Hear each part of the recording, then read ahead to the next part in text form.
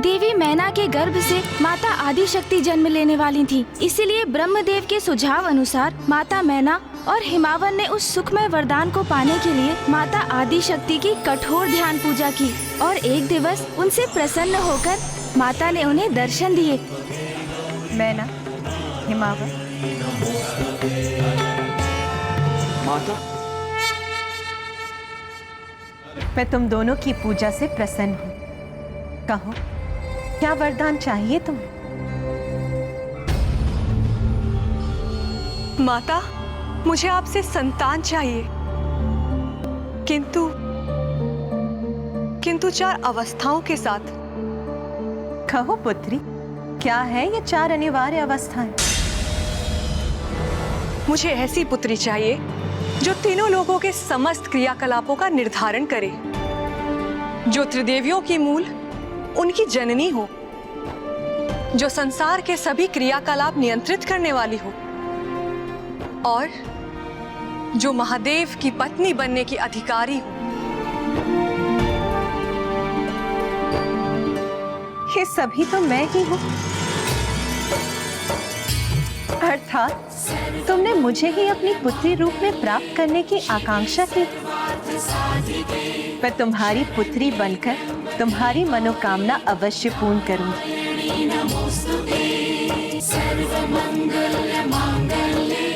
तथास्तु।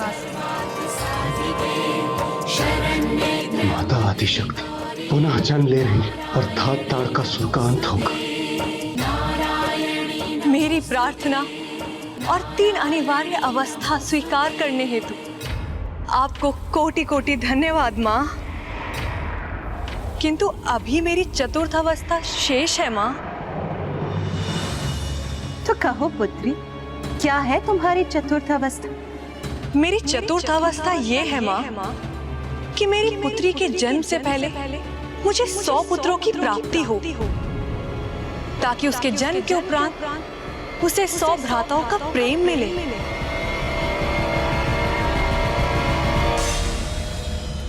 सौ भ्राता, किंतु जब तक 100 पुत्रों का जन्म होगा बहुत विलंब हो चुका होगा। तब तक तो ये दुष्ट तारकासुर सब कुछ नष्ट कर देगा, सब कुछ। यदि माता ने ये वरदान दे दिया तो माता के जन्म में बहुत समय लग जाएगा। किंतु पुत्री मैना, इस समय 100 पुत्रों का जन्म तो संभव नहीं, क्योंकि मुझे शीघ्र अति शीघ्र जन्म लेना ही होगा। इस समय सृष्टि के बढ़ते अत्याचारों को रोकने, पापियों का संहार करने मेरा शीघ्र आविर्भाव होना आवश्यक हो गया है। मैं तुम्हें 100 पुत्रों के समान एक ही पुत्र प्रदान करूंगी, जिसका नाम मैनाक होगा, और वो स्वर्ण पर्वत का रूप धारण कर अपने दिव्य प्रकाश से दिव्यमान होगा। और जब भगवान श्री विष्णु श्री राम का अवतार लेंगे, तब श्री राम का कार्य पूर्ण कर श्री महाबली हनुमान वापस लौट रहे होंगे, तो वो क्षण भर के लिए मैनाक पर्वत पर विश्राम करेंगे। और यही एक क्षण मैनाक पर्वत को सर्वकाल के लिए विख्यात करेगा। शरण्ये त्र्यंबके गौरी नारायणी नमोस्तुते। नारायणी नमोस्तुते। माता आदिशक्ति के शब्दों का पालन करने पर माता को पुत्र रूप में मैनाक की प्राप्ति हुई, और जब स्वयं माता आदिशक्ति के जन्म लेने का समय समीप आया तो उन्होंने तारकासुर को एक और चेतावनी भी दी। अपने घुटनों पर टिक कर झुको मेरे समक्ष और कहो, ओम तारकासुराय नमः। कहो।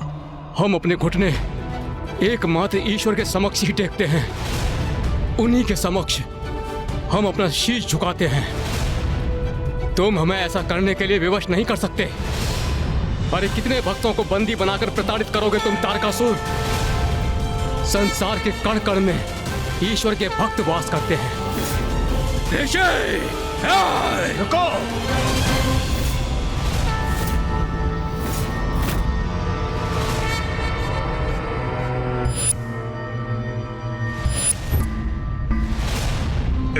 तुच्छ ऋषि ने मेरे मन में एक अति उत्तम विचार उत्पन्न किया है। तुम्हारे अनुसार संसार के कण कण में ईश्वर भक्त हैं,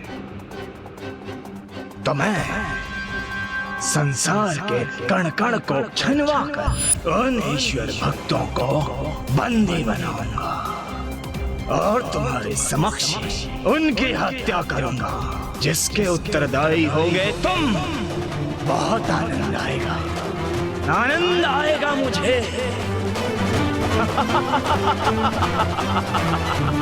आनंद। छोड़ दो दुष्टों, ईश्वर से डरो। बहुत घमंड है ना तुझे अपने ईश्वर पर। देखते हैं तेरा ईश्वर इस नरसंहार से कैसे रोकता है।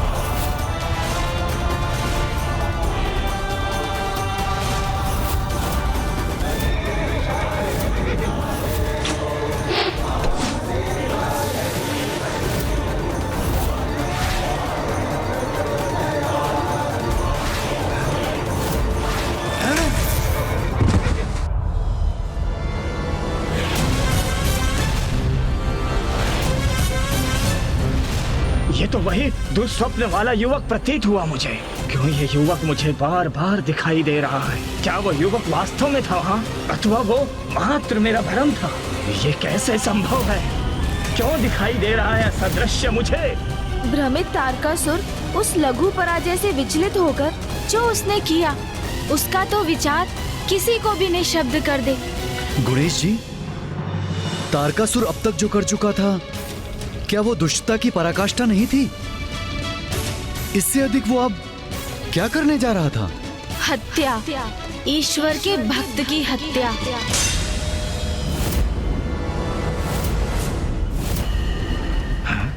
कौन है ये? कैसी माया है जो इसे मेरे समक्ष प्रस्तुत कर रही है और जिसके कारण मैं इतना आतंकित हो रहा हूँ?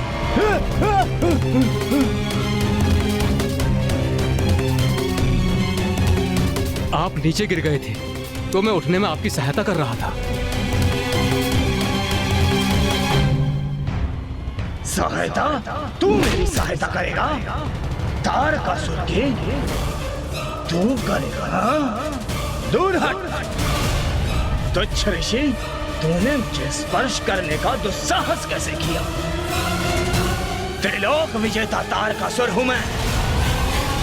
मुझे किसी की सहायता की आवश्यकता नहीं, और तुम्हारे जैसे तुच्छ मायावी और वृद्ध ऋषि की तो कदापि नहीं। मूर्ख समझते हो तुम सब मुझे। सब ज्ञात है मुझे, सब।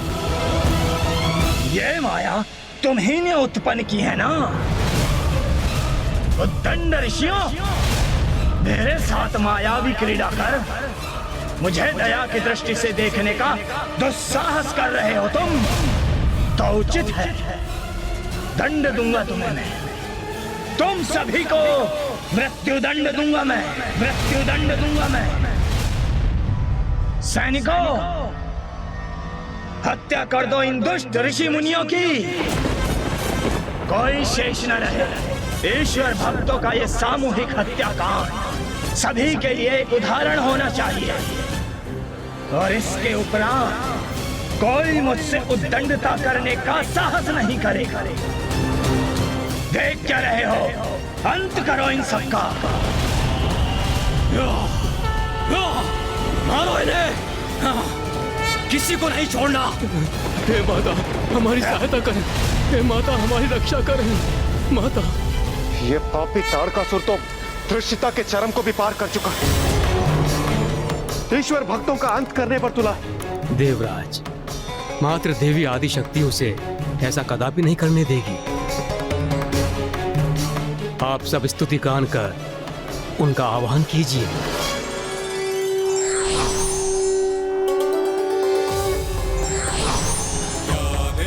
सर्वभूतेषु शक्तिरूपेण संस्थिता नमस्तस्यै नमस्तस्यै नमस्तस्यै नमो नमः।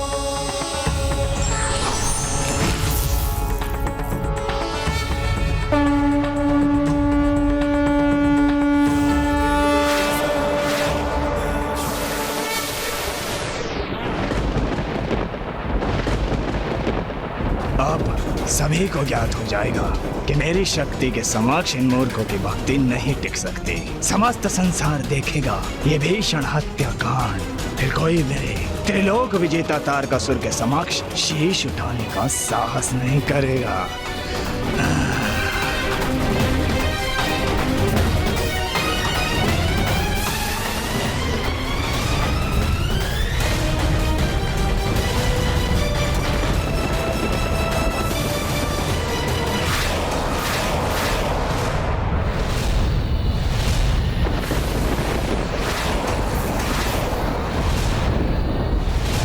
ये तो वही तेजस्वी युवक है। यह असंख्य प्रतिरूप धारण कर अचानक कैसे प्रकट हो गया?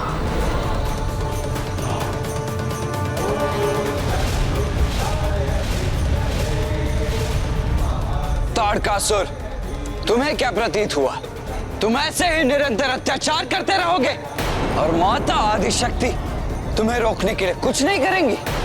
तुम कौन हो? कौन हो तुम? तुम कौन हो? काल हूं तुम्हारा। शीघ्र जन्म लेकर तुम्हारा वध करूंगा मैं।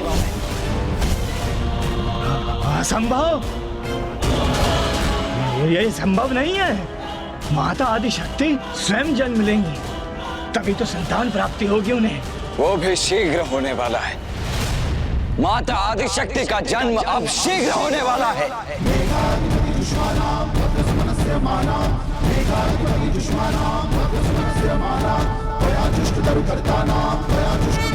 हमारे एक ही प्रहार से अंत होगा तुम सभी का। असुर महाराज तारकासुर का आदेश सार्थक करेंगे हम, वध करेंगे तुम्हारा। इसीलिए मैं तुम्हें चेतावनी दे रहा हूं, रोक लो अपना ये अत्याचार, अन्यथा मैं तुम्हारा अंत कर दूंगा। रुको सैनिकों।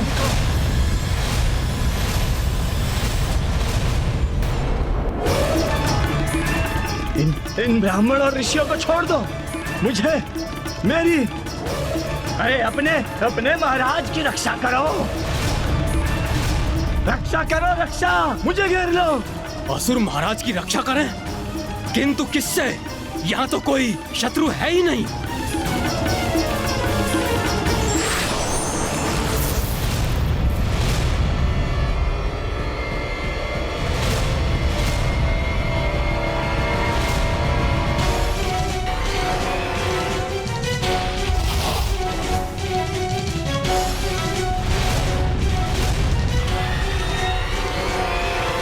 नहीं, मेरा कोई अंत नहीं कर सकता। तुम मेरे निकट आओगे तो मैं तुम्हारा अंत कर दूंगा।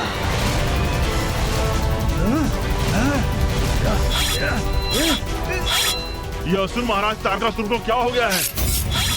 व्यर्थ में अपने खड़ग क्यों चला रहे हैं?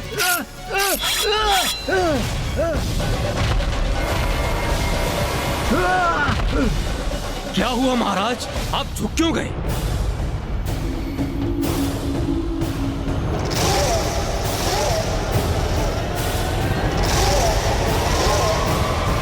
तो क्या ये भी मेरा भ्रम ही था, अथवा ये इन दुष्टों की ही कोई माया थी?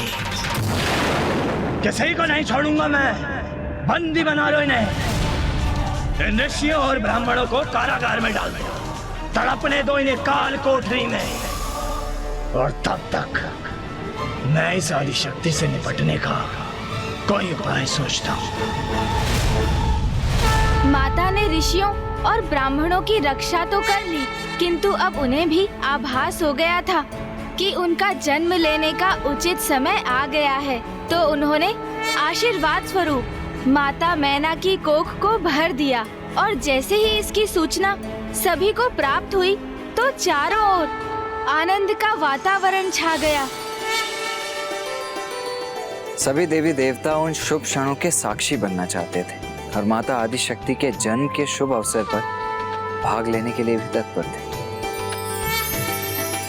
समय अत्यंत शीघ्रता से बीतता जा रहा था, किंतु उधर स्वर्ग में तारकासुर अपने ही प्रश्नों का उत्तर पाने के लिए व्याकुल होता जा रहा था। अर्थात तारकासुर संकेतों के माध्यम से अनेकों चेतावनियां प्राप्त कर चुका था और अब वो पल पल इसी चिंता में घुलता जा रहा था और वो ये भी ज्ञात करना चाहता था कि हिमालय पर्वत पर क्या हो रहा है। क्या उसको प्राप्त हुई वो चेतावनियां सत्य हो सकती थी? क्या माता आदिशक्ति का पुनः जन्म लेना संभव भी था? और जब भी वो इस व्यथा में डूब रहा था तो एक दिवस देवर्षि नारद ने उसे स्वर्ग में दर्शन दिए। काल हो तुम्हारा, माता आदिशक्ति का जन्म अब शीघ्र होने वाला है, इसीलिए मैं तुम्हें चेतावनी दे रहा हूँ। रोक लो अपना ये अत्याचार, अन्यथा मैं तुम्हारा अंत कर दूंगा। महादेव की आदिशक्ति के प्रति कामेक्षा जागृत होने पर महादेव की जो शक्ति उत्पन्न हो, उससे उनके जिस पुत्र का जन्म हो, एकमात्र वही महादेव पुत्र मेरा वध कर सके। तथास्तु। असंभव, असंभव है ये कैसे हो सकता है? नारायण नारायण।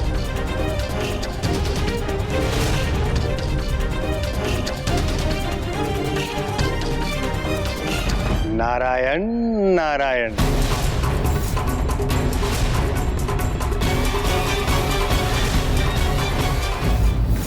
देव ऋषि, मेरी ही राजसभा में मेरे ही शत्रु के नाम का उच्चारण करते हुए आपको तनिक भी लज्जा नहीं आई? आपका होना क्रोधित भी है उचित। अब आपके राजभवन में हूँ तो आप ही का नाम जपता हूँ। जय ताड़कासुर, जय ताड़कासुर। वाह, बहुत अच्छे। आपकी निष्ठा इतनी शीघ्र पलट गई। कहाँ हुआ है कुछ मेरी निष्ठा को? मैं तो अभिलाषी हूँ आपकी सेवा करने को। वैसे ऋषि कश्यप मेरे भ्राता है, तो इस नाते तुम मेरे पुत्र समान हुए। किंतु मुझे ऐसा क्यों प्रतीत हो रहा है कि आप यहाँ मेरे साथ कोई छल करने आए हैं? ना ना ना ना ना।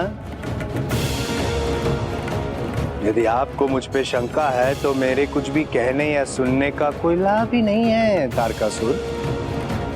वैसे मैं तो आपको केवल इतना सूचित करने आया था कि माता आदिशक्ति हिमालय की गोद में रहने दी। क्या? रुकिए देवर्षि, अपनी बात तो पूर्ण करके जाइए। आपको मेरी बात में कहाँ विश्वास है? मेरे कुछ भी कहने का कहाँ कोई अर्थ है? नहीं देवर्षि, नहीं, मुझे आप पर विश्वास नहीं। ऐसा मैंने कब कहा? अच्छा, आप मुझे विस्तार से कुछ बताने वाले थे। क्या बताने वाले थे आप? आप सुनना चाहते हैं? जी देवर्षि। तो मैंने जो सुना है आप भी सुनिए कि राजा हिमावन के राजभवन में कुछ तो नवीन समाचार है, किंतु इससे अधिक तो मुझे कुछ ज्ञात नहीं है। अब समझदार को तो संकेत ही पर्याप्त है। अब आप समझदार हैं या ना समझ, इसका निर्णय मैं कैसे ले सकता हूं? माता आदिशक्ति का जन्म अब शीघ्र होने वाला है। किंतु गुणेश जी, देवर्षि नारद ये सब बातें तारकासुर को क्यों बता रहे थे? देवर्षि नारद तारकासुर का कुछ इस प्रकार मार्गदर्शन कर रहे थे कि वो स्वयं ऐसा कुछ कर बैठे जिससे वो अपनी मृत्यु के मुख में शीघ्र प्रवेश कर जाए। मैं कुछ समझी नहीं।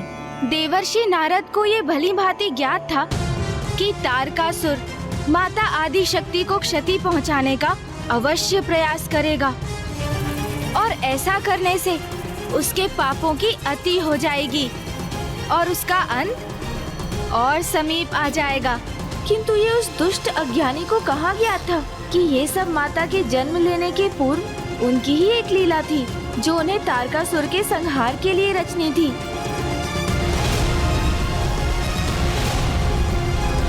एक ओर जहाँ देवर्षि नारद ने तारकासुर को माता के जन्म लेने की सूचना देकर उसे पूर्ण रूप से विचलित कर दिया था, वहीं दूसरी ओर समस्त देवगण भी अधीरता से अब माता आदिशक्ति के आविर्भाव की प्रतीक्षा में थे। सभी देवियाँ माता मैना का ध्यान रखने के लिए उत्सुक और तत्पर थीं।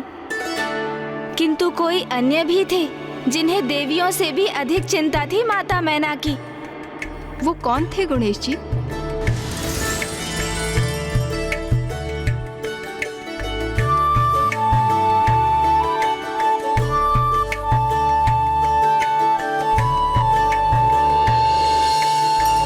अरे संभल के, ध्यान से देवी मैना, ये आप क्या कर रही हैं? कितना श्रम कर रही हैं? इस अवस्था में तो उन्हें विश्राम करना चाहिए।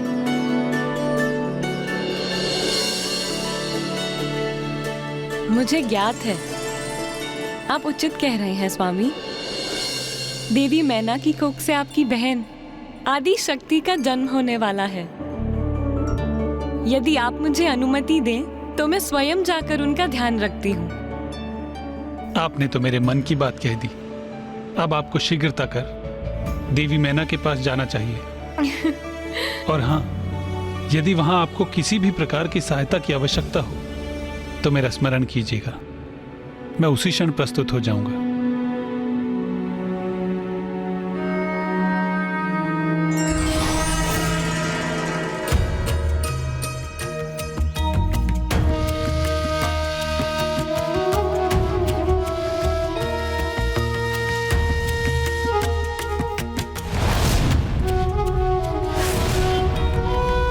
देवी मैना, आपकी इस अवस्था में आपको अपने प्रति सावधान रहना चाहिए। आप कौन हैं देवी? मेरा नाम पद्मिनी है। मैं आपके मायके से आई हूँ। मेरे मायके से? तो क्या मेरे मायके वालों ने आपको यहाँ भेजा है? उचित कहा आपने। आपके परिवार वालों ने आपकी इस अवस्था में मुझे पूर्ण रूप से आपका ध्यान रखने के लिए भेजा है।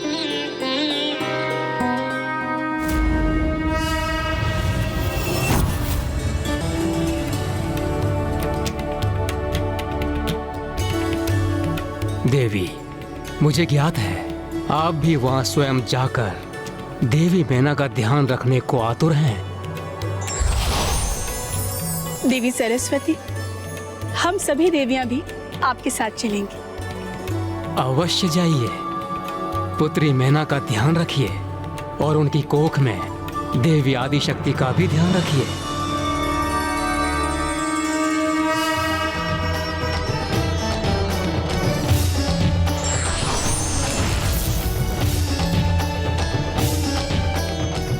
एक और जहाँ सभी देवगण माता आदिशक्ति के जन्म के लिए देवी मैना की सहायता के लिए प्रयत्नशील थे, वहीं दुष्ट तारकासुर इस जुगत में था कि वो किस प्रकार इसमें कोई बाधा अथवा विघ्न उत्पन्न कर सके।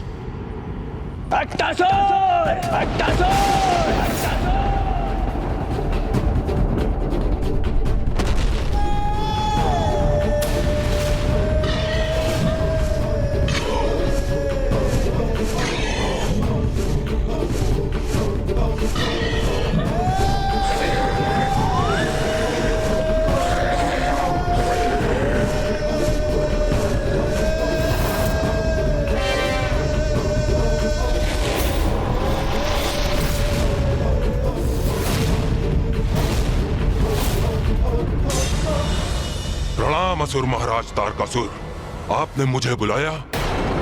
ये तारकासुर,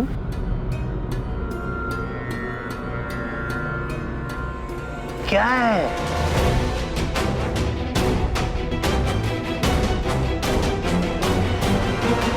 ये तो अति सामान्य असुर है। महाराज हिमावन के राजभवन में क्या क्रियाकलाप है, इसे कैसे ज्ञात होगा? सर्वप्रथम अपना शीश खुजलाना बंद कीजिए देवऋषि नारद।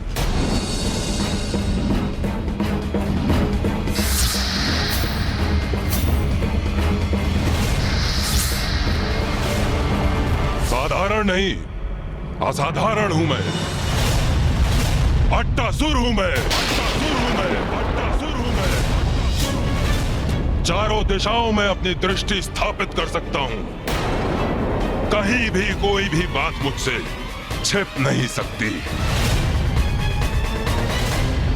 इतना परिचय पर्याप्त है तुम्हारा अट्टासुर। जाओ और जाकर राजा हिमावन के राजभवन में देखो कि अभी वहां क्या हो रहा। और यदि वहां पर देवी मैना ने गर्भ धारण किया है तो उसे वहीं पर निकल जाओ और उसका अंत कर दो।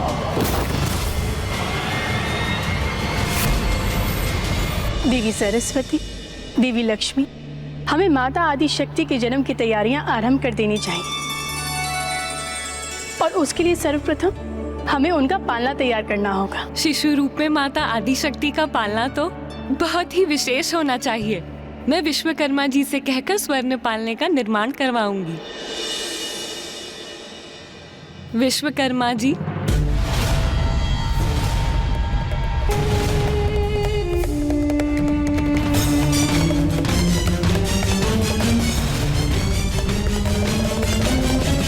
हो रहा राजा हिमावन का राजभवन। वहां क्या घटित हो रहा है, इसकी सूचना प्राप्त करने के लिए हमें अपनी दृष्टि गड़ाए रखनी पड़ेगी।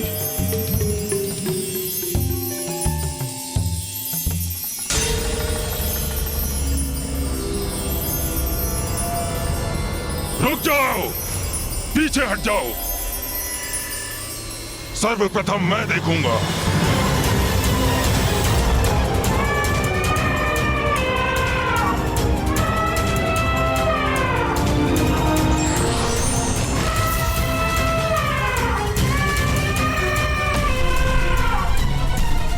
विश्वकर्मा देव क्या?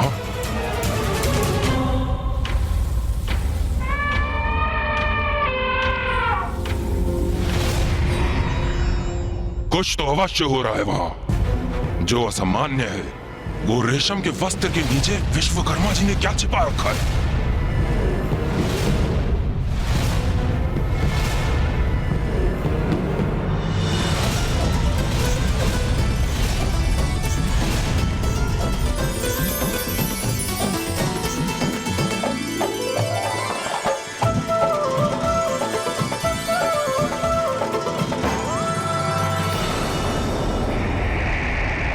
मैं उचित प्रकार से देख नहीं पा रहा हूं।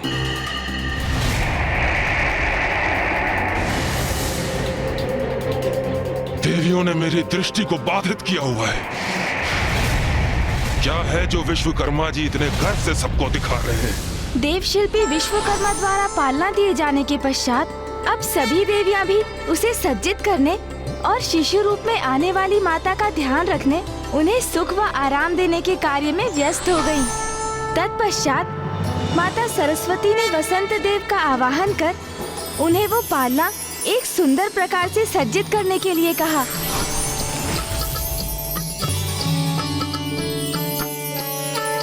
प्रणाम माता। फिर वायुदेव ने वायु के झोंकों से माता का पालना हिलाया।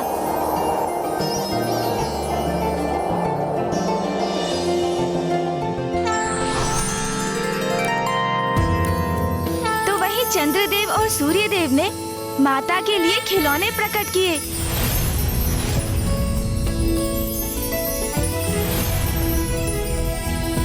माता आदि शक्ति, जिन्होंने संपूर्ण संसार को जन्म दिया है और अब शिशु रूप में वो संपूर्ण सृष्टि को देखकर उसकी अद्भुत सुंदरता से अपना मनोरंजन करेंगी।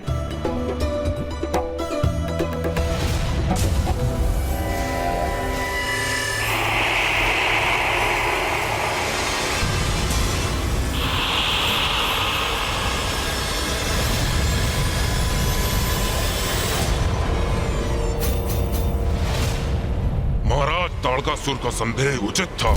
देवी आदिशक्ति जन्म लेकर प्रकट होने वाली है यहाँ। उन्हीं के शिशु रूप की सेवा करने हेतु सभी देवी देवता एकत्र होकर व्यवस्थाएं कर रहे हैं। शुभ कार्य में विलंब कैसा? असुर महाराज का आदेश स्पष्ट था। वहां पर देवी मैना ने गर्भ धारण किया है, तो उसे वहीं पर निकल जाओ और उसका अंत कर दो। ना रहेगी देवी मैना और ना उनकी कोख में पुत्री।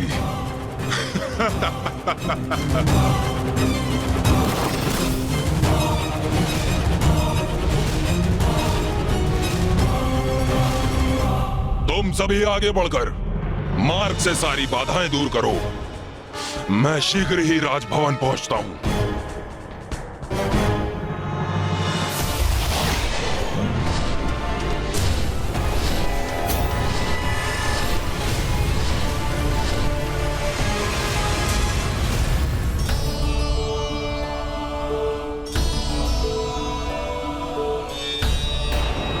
ये कैसा आभास हुआ मुझे?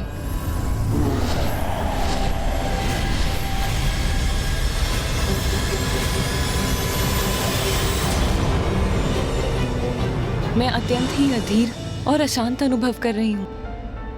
हम सभी इतनी प्रसन्न हैं। इस आनंद के पलों में यदि हमारी ही दृष्टि लग गई तो ये कैसे भूल गई मैं।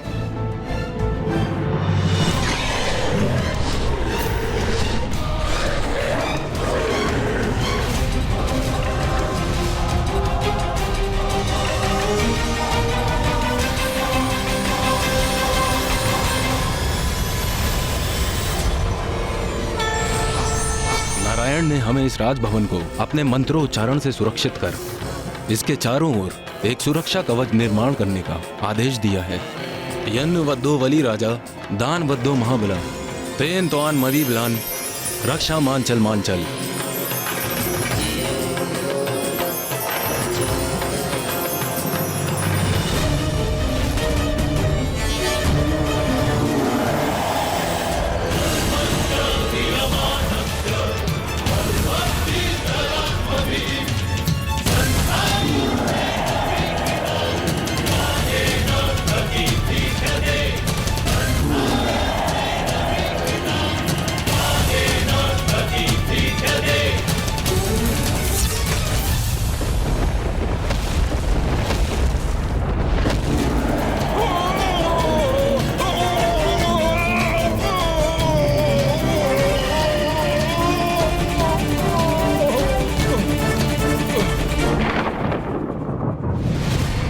तारकासुर का ये विश्वास कि वो माता आदिशक्ति को हानि पहुंचा सकता है, कितना मूर्खतापूर्ण था। और अंततः वो शुभ घड़ी आ ही गई जिसकी प्रतीक्षा सभी को थी।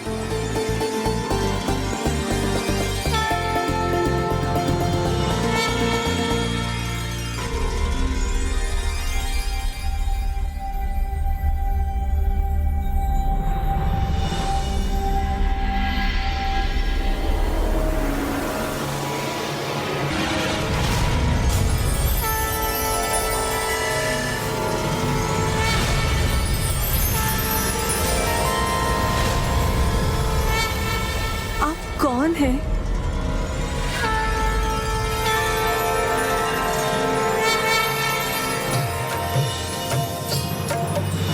या देवी सर्वभूतेषु शक्तिरूपेण संस्थिता नमस्तस्यै नमस्तस्यै नमस्तस्यै नमो नमः।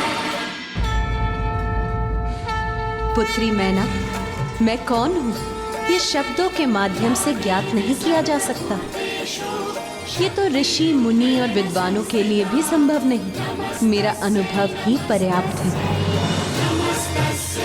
मुझ में और शिव में कोई भेद नहीं। मुझसे ही शिव है और शिव से ही मैं हूँ। सृष्टि का अस्तित्व भी मुझसे ही है। मैं गतिमान होती तो शिव गतिमान होते हैं। मैं अदृश्य होती हूँ तो शिव भी स्थिर हो जाते हैं। आदि शक्ति हूँ मैं, शिव की शक्ति हूँ।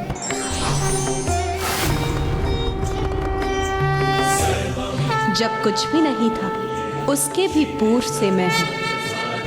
त्रिदेवियों का अस्तित्व भी मुझसे ही है। संसार में अभी देवी लक्ष्मी है, देवी सरस्वती है और अब तृतीय देवी के रूप में मैं तुम्हारी कोख में प्रवेश करने जा रही हूँ। मैं संसार में तुम्हारी पुत्री के रूप में प्रकट होने जा रही हूँ।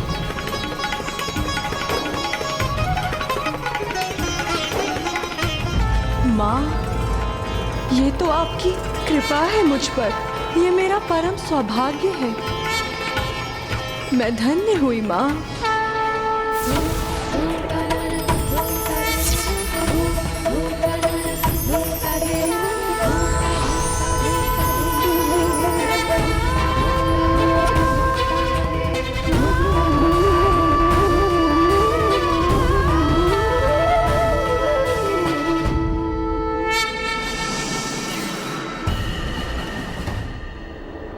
उस मंगलमय क्षण के साक्षी बनने के लिए एक और देवता अधीर थे।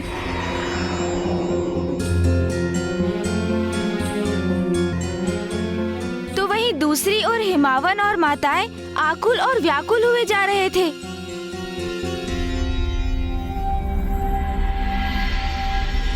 किंतु फिर शीघ्र ही माता आदिशक्ति के जन्म की वो शुभ घड़ी भी आ ही गई।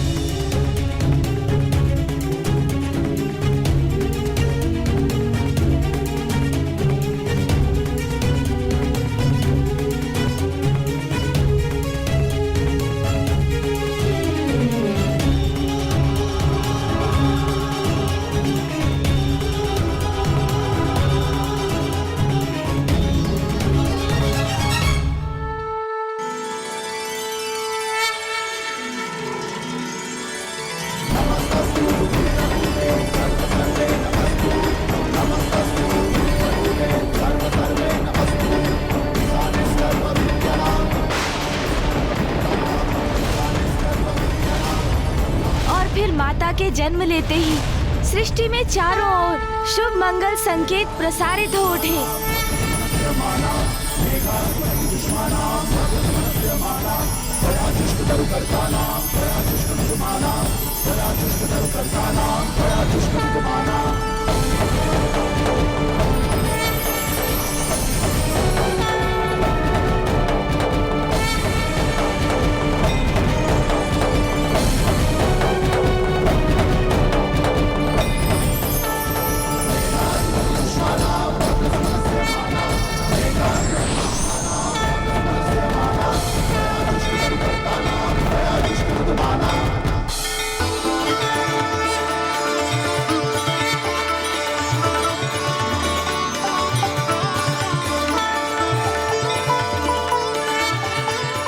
नारायण नारायण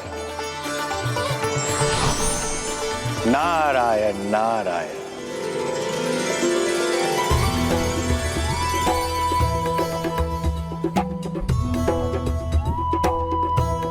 देवी मैना, राजा हिमावन, आपके जीवन सर्वथा धन्य है। स्वयं मां आदि शक्ति ने पुत्री के रूप में जन्म लिया है आपके घर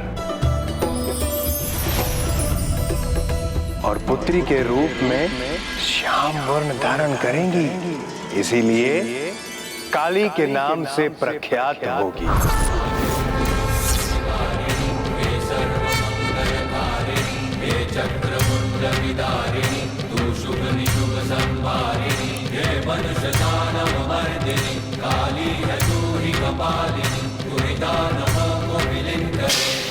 मैं तो मात्र एक शिला समान पर्वतराज हूं। आपने मेरी बेटी पर इस पर्वतराज का जीवन सार्थक कर दिया माता। शैलपुत्री के रूप में जन्म लेकर आपने मेरा जीवन धन्य कर दिया। पर्वत तो एक शिला ही होती है, इसलिए अब आपको संसार शैलपुत्री के नाम से भी जानेगा माता। चूंकि मैं हिमावन आपका पिता हूँ, इसलिए आपका एक नाम आज से हिमावंती भी होगा। और इसी के साथ पर्वत पुत्री होने के कारण मैं आपको एक और नाम पार्वती भी देता हूँ। इसी पार्वती नाम से आप जगत में विख्यात भी होंगी माँ।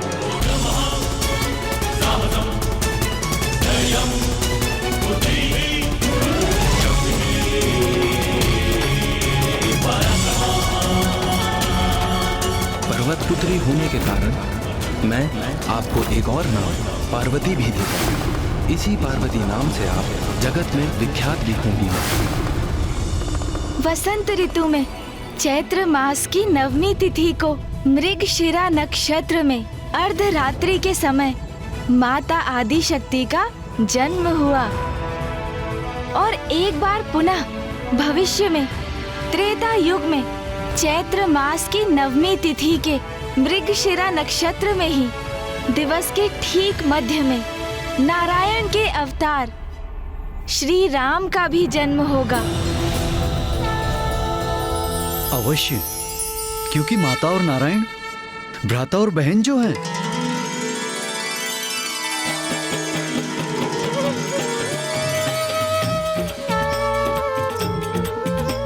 शैल सुता है जगत कल्याणी, जय मां शैल पुत्री। कठिन तप किया मात पिता ने तो जन्मी बन के पुत्री। मात पिता का उद्धार हुआ जब जन्मी बन के पुत्री। तू है मां अधिष्ठात्री, है मां तू है मां अधिष्ठात्री।